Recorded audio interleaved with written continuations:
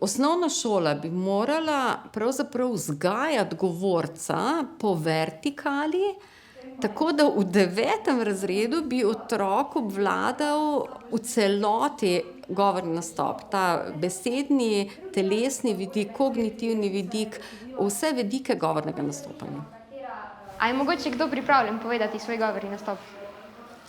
Jaz bi povedala govorni nastop, ampak mi je narodno.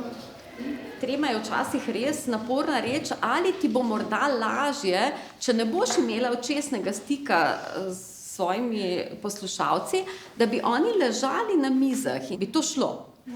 Super. A lahko potem prideš in za vajo poveš svoj govorni nastop, pripoved o doživetju, vi pa prosim, če se uležete in ste pozorni poslušalci.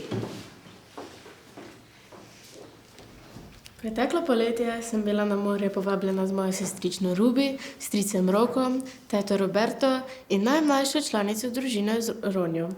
Z avtodomom smo se odpravili v kamp na otok Pag, kjer so se nama z Rubi vsak dan dogajale zanimive in zabavne dogodivščine.